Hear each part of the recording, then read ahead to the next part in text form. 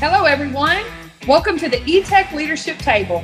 This is a podcast where we invite you to pull up a chair, grab a cup of coffee, and join us as we tackle some remarkable discussions on everything leadership. I'm Melissa Wood. I'm your host. I'm the Dean of Leadership Development at Etech Global Services. Welcome to the 8th podcast, the Etech 8 in our series. This is our 8th podcast. We've had some phenomenal friends sitting at the leadership table. We call this the Leadership Table Podcast, where we just grab a cup of coffee or your favorite snack. We just kind of sit around like you did when you were, at your home now. And I know I have sat at Jim's table before, so that's been nice and had some wonderful discussions. But that's what we're going to do today. We're just going to sit around and have a discussion. Every time I do these podcasts, that's what we do. We just kind of talk about some wonderful topics and we just see where it goes. So just be your casual selves. We want to keep this casual. So welcome to our podcast today. We have tons of podcast listeners. I hope so, that will just grow over time. But today on Table Talk, we're going to talk about data-driven culture, which I know that you guys are big on data, and so am I. My life, actually, my husband's life depends on it. We look at big data every single day. He's a diabetic, and so he's hooked to a monitor. So I don't know if you knew that, but we look at data to determine his blood sugar trends, up or down. They actually save his life when they're going too low. So data is near and dear to my heart. Chandra knows that, definitely. We look at data for agent retention. We look at data in coaching, which we'll get into that. It's one of my favorite things. You know, we teach coaching, and then the data tells us exactly what to coach. If I'd have had that when I was when I first became a coach, just to take off me making so many mistakes of what I coached on because I thought I knew better, I just didn't have the intelligence behind it. It's the same way with my husband's been a diabetic for 38 years. So that's wonderful, praise the Lord. But we made some mistakes early on because we didn't have the proper data to be able to help them be healthy. So I'm all for merging the old with the new. I've been reading tons of articles on data, and data's been around in call centers. I don't know if you guys know, the first sign they said in 1960. I was reading that this morning. So data's been around. It's not new. It's been around for a long time, but it's what we've done with it, right? So just like diabetes, it's been around for a long time, but wow, what we have done with it, right? To save lives. So it saves lives in a call center too. It saves retention, right? It saves us. And then quality monitoring, right? Helping our customers know what's needed. So I just have a few questions around the table, but before we talk about the big data questions, I need to know what you're drinking at the table today. That's really important to me. Yeah, so I'm not drinking black anything. coffee. Black coffee, okay. And in a cup with my name on it. I'm the only person here, but I don't want to get it mixed up, you know? You know, that's your cup at your desk in your office by yourself. You know, I'm for that. I'm all for that. That's good. Jim, you usually have water. I have nothing today because I'm going for blood work. So this was like the worst day of my life because I couldn't drink anything because my appointment's not until 11 o'clock, which is the worst any doctor can set up a blood work appointment. That is bad customer experience. It is bad especially customer for an early riser. We're talk about that. Well, you know, ask your doctor to join the podcast next time, or at least listen to this one. We could really help the medical field on the customer experience. We definitely can, because by the way, their IVR was the worst IVR because I tried to change the appointment. You can't get to a human being anymore. It's ridiculous. It's thick. That's a horrible customer experience. Horrible. That's the world of customer experience we live in right now. Yeah, and you know, Jim taught me years ago about the effortless customer experience. And I saw that book out there. So that was really good. Chandra, what are you drinking at the table today? You know, I'm with Kayleen. I'm with coffee. It takes me about 3 cups every day to actually get in gear. I'm on 2. Okay. So mid podcast, you're going to be rocking. I'm going to light up. Yeah, mid podcast. I'm going to literally light up. Right. Okay. Well, I'm on my first cup. I get up. Jim and I were early risers, so I drink water the first thing I do when I get up every morning, and then I have a cup of coffee midday. But I'm drinking early this morning. I have been up all night, but I literally got up at 3:20 this morning and I started cooking breakfast and I'm ready to rock and roll today. So That's an hour before me today. I got That's you. good. I was just trying to beat you. I'm just trying to get one up on you. Just one up on you where I can. You one-upped me. You one-upped me. Small wins where you can have them. That's all you can do. Chandra taught me that. Just take the small wins where you can get them. Wherever you can get them. All right. Well, you know, go into, you know, podcasters, you guys, if you don't know who this team is, go look. There's they've done tons of work out there in the industry. They've got years of experience in between them. I know that Kayleen's probably had over 25 years in a call center experience or like so. And Jim's had what, Jim? Plus 30? Plus 30. Yep. Yeah, plus 30. And Chandra's running on 25 plus now. So same for me. I'm 25 plus, not in age, but in my call center experience. So you do the math, big data, and you can see that there's a lot of experience on this podcast today. So podcasters, whatever you're drinking, whatever snack you have, just pull up to the table with us and let's just sit and chat and talk about the customer experience as it relates to agent retention, coaching, data-driven culture, and quality monitoring for sure. So you weren't ready for this question, but I want to throw a curveball, and whoever wants to swing, get ready, okay? So I'm not going to call names. We're just going to chat. We don't call names at the table. In my house, we don't raise our hand to talk. We just, you know, we grab a roll, and whoever's got the loudest can talk. So I don't have a buzzer like Jimmy Kimmel. I don't have any of those games to play. So you just got to be quick on the draw. All right. There's, you know, and when I was talking to Matt Rocco, and you guys, I know Matt's dear to everyone's heart on this call for sure. And he's the reason we actually sit here today and get to talk about our intelligence around these topics, because we've been given the opportunity to do so. That's very clear. But when we think about, you know, when I talked to Matt, we started talking about myths, you know, the biggest myth busters of, you know, servant leadership. So I'm sure you've listened to that. But as we talk about data-driven culture and the customer experience, artificial intelligence, what would you say on the customer experience and artificial intelligence is the biggest myth? Machines teach themselves. Biggest lie in the industry. Machines without human intelligence and people, those machines do nothing. And I think that's the biggest myth we talk about, is people talk about plug and play. This is going to solve all your problems. And one of the quotes I use all the time is, and I'll age myself like other people on the call, but it's not Ron Popeil's rotisserie. It's not set it and forget it. These machines need human interaction, human individuals that actually fine tune them to garner the insights that you need to actually make educated decisions. There you go.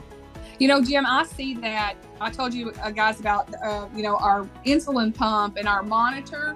We have to do that every day. So sometimes that big data that's going to us says, hey, you need to get some sugar in your system. Your sugar's getting low. So that's great. That's big data. It's giving us that information. But that machine does not know that maybe we just had some orange juice 15 minutes, you know, 10 minutes before. So if we do exactly what the machine says, when the machine says it, without the human intelligence, then we could cause serious medical harm, right? So, So those two together, I think that's a perfect marriage of what you're saying about a myth. You know, people think, oh, I'm just going to do what the machine says. No, that's dangerous. And it's dangerous in a call center. It's dangerous in any location that you work in when you're just using that data. So I agree that's a huge myth. What about you, Chandra? You know, just kind of piggybacking on what Jim said, it's not set it and forget it. Okay, machine learning is taught by people.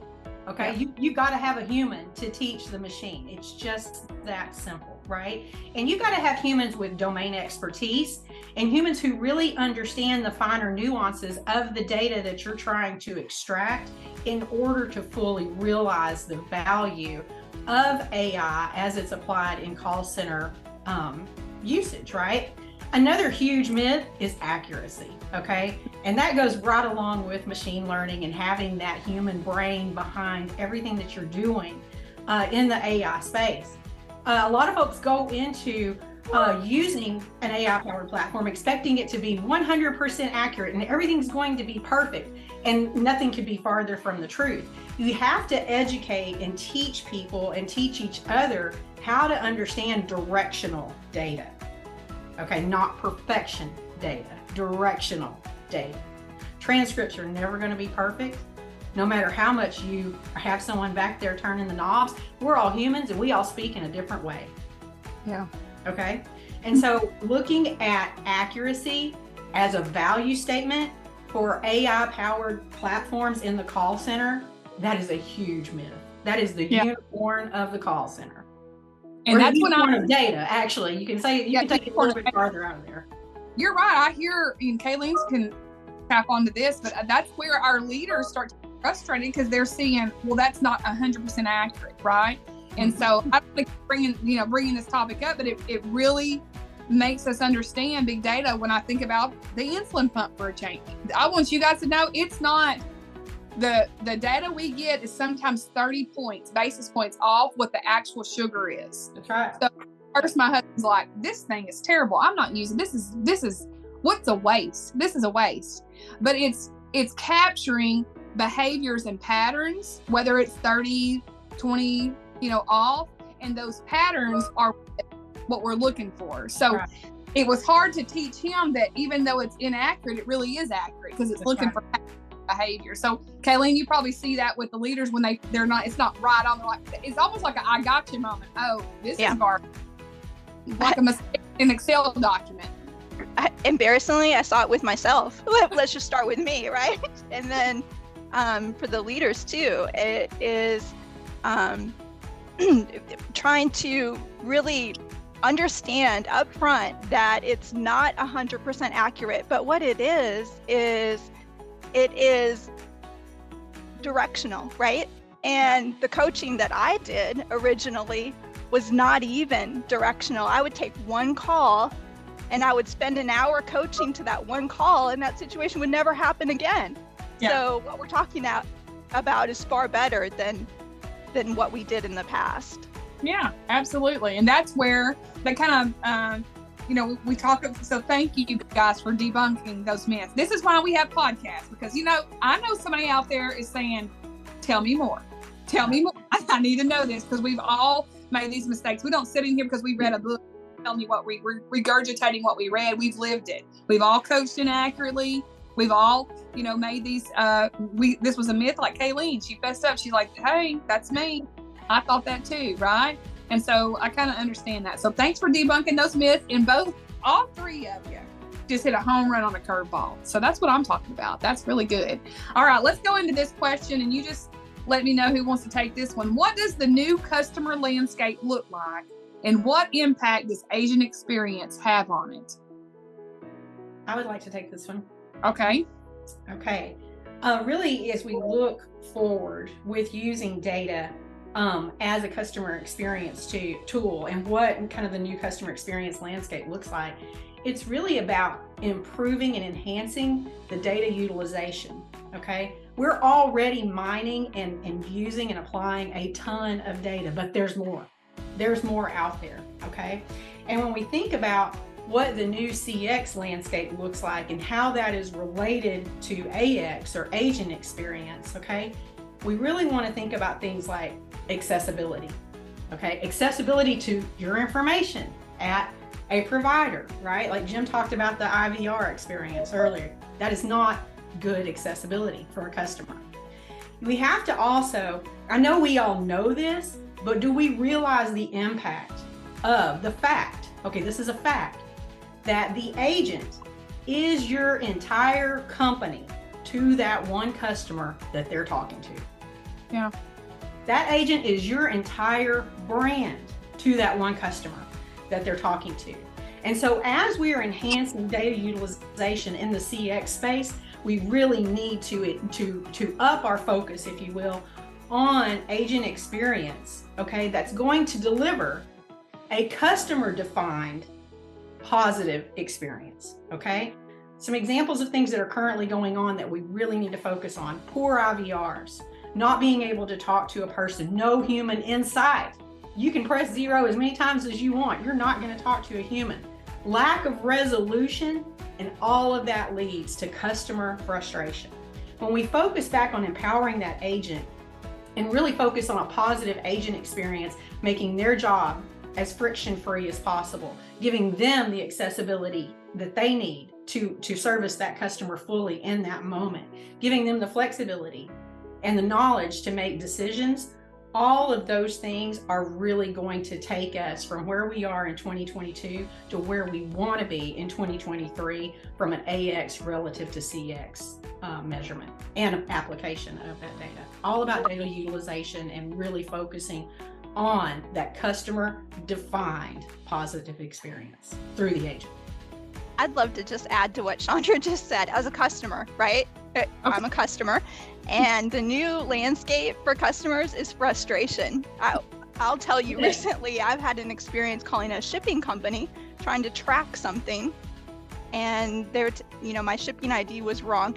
It took moving heaven and earth, I felt, to even speak to someone, to Chandra's point. Yeah. And I was at the height of frustration.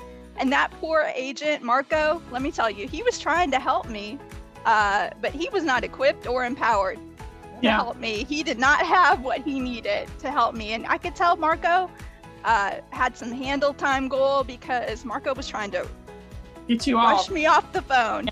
So today's landscape is self-serve, right? Bot technology, which I can appreciate. But by the time a customer gets to someone, they're out on their last straw, right? That's the experience we have. And so that leads to agent frustration too, because an agent, they want to help. Agents want to help. They want to be successful. And so they just need to know, how can they be successful and meet the metrics that they're required to meet and help that customer? There's a lot of frustration going on today. Kaylin, I want to ask, I think we have to ask the room, how long do you think Marco is going to stay in that role? Poor Marco. I feel bad for Marco. He's literally crippled, right? How long is Marco going to stay in that unfulfilling position? Yes, and I wasn't letting Marco off the hook so easily, because I was, again, frustrated, right? Right. And I was like, I got someone. I am not letting Marco go. No, Marco, we can figure this out. I've got this number. I've got this number. I can see the package going. I don't know where it's going. What does this code mean? Can you imagine the poor, when Jim mentioned about he tried to call for medical, right? And he had a horrible IVR experience. And then he's had no water, no food, an appointment. Can you imagine the Marco that's at the office that's going to get it? Oh, I can't wait to meet her. But I will add one other thing too. Both of my partners actually said in 2003, I coined this back in the day when it was just phone calls and we started doing chat. Because, I always said chat's where it's at. Here's the takeaway. All you brands that are listening, it's not your decision to tell me how to contact you. It's mine. Because I'm paying for a service. It is my decision. And that's what we've forgotten. Everybody talks about automation. And I'm not saying automation is bad. It is. It's good for people. Self-serve is good for certain people. I remember my son growing up. He literally, this was back in the cell phone days. We were together in a hotel room and his phone wasn't working. I said, dial 611. He's like, no, he opens up his laptop and goes and starts checking. You gotta be kidding me. That's his choice. But he's the one paying the bill. He deserves the right to choose the channel to connect with the brands. And if you see a major airline is out there now, they just shut down 600 some call center agents because they're going to self-serve. I don't know that that's a good strategy. It probably is long term, but at the end of the day, what about the customers who don't have an iPhone, don't have a way to communicate in the desired channel? You're forcing me to come through. At the end of the day, it's not your decision, it's mine. That's true. And usually when people get to a person, they've tried all those self-serve options. They've not worked. Right. They've not worked. And so you need that escalation point, and we need to be able to equip our agents to handle that transaction. Self-service is only effective if self-service leads to a resolution. Right. Yep. Just that simple. You know what? Sitting at the table, y'all is pretty fun. I'm enjoying this. I'm enjoying this. And you've all said, so kind of leading into the second question I was going to ask you, you know, you're all saying your customer is having experiences with your company at every touch point. Whether they're talking to someone, chatting with someone, or trying to get through your IVR, right? So they're having an experience with your company at every touch point. Are you controlling those experiences that matter most? That's the big question on the table. So I think controlling that matters most is you got to look at it from a different lens. As everybody's accused me of, I look at things differently, which I do. I look at it as me as the consumer, right? So when you think about what matters most in that experience, how do I control it without telling the agent, hey, you need to probe more, right? You need to do this more. Telling people what to do is not really working in my opinion. I think what happens is you're able to control it by telling them the benefit that the end customer is getting, the benefits that the brand is getting, and the benefits that you're getting as an agent to be moved up into management, leadership, training, and more money, etc. I think when you tie that together with the reason that we're doing it, I don't know if that's a good word, reason, but the main goal of the objective is to deliver a remarkable experience. And what's in it for me? The agent, the brand, the customer, everybody that's involved needs to know what's in it for them. That's my opinion. Okay, that's solid. That's solid. Anybody want to add to, take away, debunk, say he's full of it? What do you want to say? Just going back to agent experience, right? Obviously, I'm a little passionate about agent experience. But when we talk about really controlling the experience that the customer has, it all goes back to, and I'm sorry if I'm repeating myself, but this is very important and I hope everyone hears it, empowerment and equipping the agent to service that customer as fully as possible in that moment. You only get there through education, a dedication to development of those agents, a strong coaching strategy, and really making sure that you are sharing as much information as makes sense as you possibly can that is relevant with that agent as much as possible. That's how you craft an experience that matters well. Also, listening to the voice of your customer. Your customers will tell you what's wrong. They will tell you what they need. They'll tell you how to interact with them. You've just got to listen and take action on that customer voice. That also leads to crafting an amazing customer experience. If every call that lands in an agent's lap, if you're listening to that call or a large percentage of those calls that land in an agent lap and you're constantly hearing customers, oh, your IVR is terrible. I waited on hold for 45 minutes. This is the third time I've called. All that information is there. Everything you need to craft that experience is there. You just need to listen and, more importantly, take action. Yep. Yeah.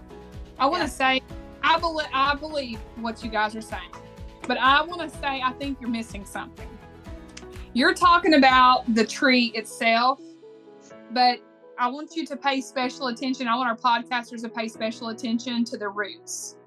The reason why we do these things is the roots is what Jim said. He said, I look at things as the consumer. And when you have a leadership team that is in a company that looks at things through the lens of a customer, of a consumer, then it changes the way that tree grows and looks, right? Because there are other companies out there that do these same things, right? They do these same things, but they may not, this is where I think we stand apart, they may not look at it through the lens of a consumer. So when you have someone like Jim and someone like Chandra and Kayleen that are driving every interaction with the roots of this tree being from a lens of a consumer, that changes things. That changes how we have every interaction at every point. Yep. As for our new podcasters that have no idea when we say CX or EI, so who wants to tell them what in the world CX means? So CX is simple. It's the customer experience. So think about it. And you mentioned in the beginning about effortless experience, which was again, read that book years and years ago and really enjoyed it. I kind of coined my own phrase since then. I've evolved. As you know, I continually evolve. Now it's, how hard is it for me to do business with you? In a global marketplace, I got too many options. So basically, my decision making who I'm buying from is going to be, how hard is it to do business with you? I'll give you an example from last night. I almost called Kayleen. Well, actually, I wasn't going to call Kayleen. I told Kelsey to call Kayleen. But we were ordering our Christmas cards last night. Went to Walmart.com, which we use every time. Went out, filled out all the Christmas card, boom, boom, boom, threw it in the cart, go to deliver it. It's not going to be delivered till December 21st. Well, that doesn't help the IU household. So then she clicks on pick up at store same day, doubled the price. Guess what? From there, I said, Kayleen's cards are beautiful. Who does she use? Of course, Kelsey didn't want to call Kayleen, which I wouldn't have a problem with. So we Googled, found another company, right, online. And believe it or not, I then Googled a coupon code. I found a 50% coupon code. I ordered it online. It's being delivered in 3 days. That's the experience. That's what customer experience is about. I went from frustration, I did use some self-serve, and I followed the problem. I found the problem, we actually executed on it. That's what that is. That's my experience. And by the way, what are the odds of me ever buying a card at Walmart ever again? Yeah. Never. Zero. How hard is it for me to do business with you? That is the roots of a tree. That is what I'm talking about. And if the cards don't come in 3 days, Kayleen's got Marco's phone number. He can try.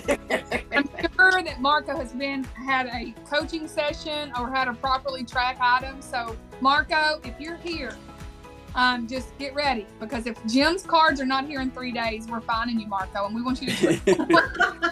Let me tell you, I'm worried about Marco. I'm worried about Marco because I feel like he has not been equipped. I promise you, Marco wants to be successful. He doesn't want to come to work and suck. Well, that's a good point, because customer experience is driven by agent experience. That's it. And you're right, Kayleen. I think that's one of the misses that a lot of people get. I believe, and I've said this on several podcasts and talks that I do, I believe in my heart, 95% of the people want to come to work and do a good job. There's always those small percentages, but let's be clear. Most people want to do a good job. And then to you hit it, are we equipping them with the tools they need to do in order to do a great job and deliver that experience? That's the holy grail that I think some people miss. Yeah, and that goes into my last item I want to throw at the table here today. When we talk about equipping, every single one of you has said equipping. We had some beautiful examples of equipping. So how do we utilize customer insights to define strategies that improve training and coaching and lower attrition? Now listen up. You missed that question. Let me say this again, because this is maybe why you tuned into this podcast today, because this is where we get tactical, right? How do we utilize customer insights to define strategies that improve training, coaching, and lower attrition? Those are 3 key topics that I know a lot of people they're scooting up at the table. This is one of those topics, when you get to the table and you're like, ooh, Aunt Clarice just said something we all want to know, so let's tackle that one. So I'll start with a high level. I was going to start with the high level and let the masters, Kayleen and Chandra, actually tell you the root of the tree. There you go. My phrase is simple. It's who, what, why, where, when these things happen in an interaction. And the holy grail, which Kayleen and Chandra deliver at Etech and to our external customers every day, is how to fix it. And I'll pass it over to them. Yeah, I would say one example, I'll let Chandra bring it home. But one example, if you're in the call center space, AHT might be something, average handle time might be something that's important to you as a customer. My time is valuable, so I didn't want to spend a lot of time with Marco. I wanted him to solve my problem and move on, right, with my day. And AHT is important to our customers. It's important to our team members because it's a metric that we track. Time is money, right? You've heard that phrase before, time is money. And there's going to be multiple ways to accomplish the same end goal. There might be multiple ways to update customer information in a CRM and get that package out to me. Teaching our agents the most efficient way to do that is critical to us, because they could run down a rabbit hole and do it 3, 4, 5 different ways, keep that customer on the line, have hold time. That's another metric you probably heard of, right? Hold time being too long. And so we have to identify the right way to do it to help train Marco so he knows how he can efficiently do that, get me on my way so I'm out of his hair and he can move on, and Marco can meet his goals and be successful, and that shipping company can retain Marco, because heaven forbid that Marco leaves and they have to start all over again training someone brand new. Happens every day. And that's probably our podcasters are sitting here, they're sick and tired of training Marcos, and then they turn around and leave, but really they're the root of the problem because they didn't equip them. So listen up. If you're listening here, you need to fess up to being guilty. Maybe it's because you're not sitting there with the lens that Jim talked about of having a consumer mindset. Let's start there. If it is to be, it begins with who? Me. There you have it. I know you're eager to say something, Chandra. I know you are. Again, agent experience, a little bit passionate about that. But really, the question, really the core of your question, and correct me if I'm wrong here, was how do we utilize customer insights to define those agent strategies, right? When I think about that, I think about one thing that we really focus on here at Etech, and that is practical application of critical behaviors. Really understanding what behaviors the customer is more responsive to and equipping the agent to exhibit those behaviors when handling a customer. What that does, when you think about it from a training and attrition lens, is what that does is it really takes all of those great things that agents learn in training that may not be practical, right? It's things you have to learn. You have to learn how a modem works. You have to learn how a phone feature works if you're working on a telecom program. You have to learn about warranty plans and things like that, right? So you learn a lot of content, but you don't necessarily learn how to apply that content. What does that look like in real life? And that's one of the things we do. We mine customer responsiveness to various critical behaviors. We furnish the leaders with what's called practical application. So it really helps that agent understand how to apply all that great information they learned in training through the path of least resistance to that customer the most efficient way possible. And that really helps that agent ramp to goal much quicker, develop a lot of confidence a lot quicker, and really become good at their job, which we all want to be. We talked about that earlier. No one wants to come to work and suck, right? Everyone wants to come to work and excel and do a great job. This is one way to help those agents do that great job that they want to do every day very, very quickly. I hope that helps. I hope that really awesome. I want to spin it here from a leadership perspective, because I don't know if I've shared with you guys, but my role is to help equip leaders, right? So tomorrow, this company, Etech, we're going to go into 3 full days of equipping leaders on how to coach, right? We're going to teach them 15 different tactics on how to set expectations, how to transfer skills over, how to follow up on those expectations. We're going to help them to teach, how to self-discover, right? When someone's doing something well or whether they've made mistakes. So we're going to teach them how to coach. But when the team comes along and equips the leaders with what to coach on, you get more time to coach. Right. If you do not have a team in your industry that is equipping your leaders with this intelligence, then you're just like my husband was 38 years ago, wondering what his blood sugar was off of one stick.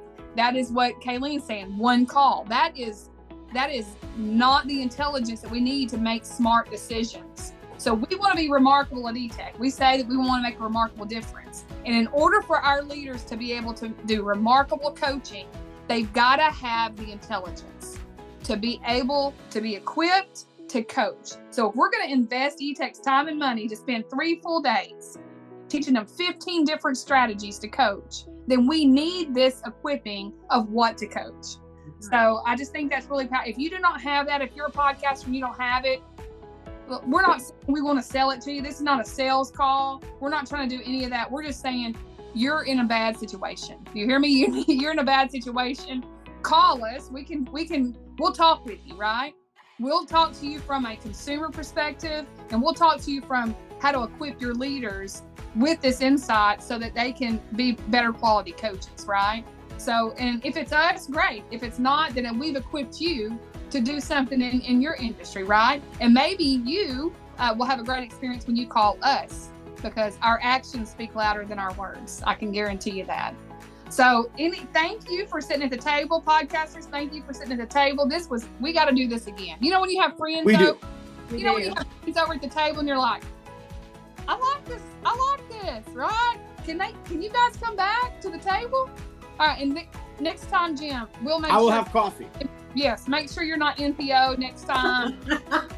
Kayleen, let us know if you're able to get your packages.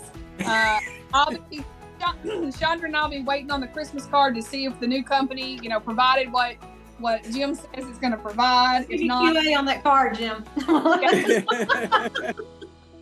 But thank you very much. Thanks for taking your time to do this. Is what we do it for, right? We're trying to equip other people so they can equip other people. Thank you very much for your time. Thanks, podcasters, and I'll see you next time at Table Talk. Thanks, everyone. Thank you. Thank you.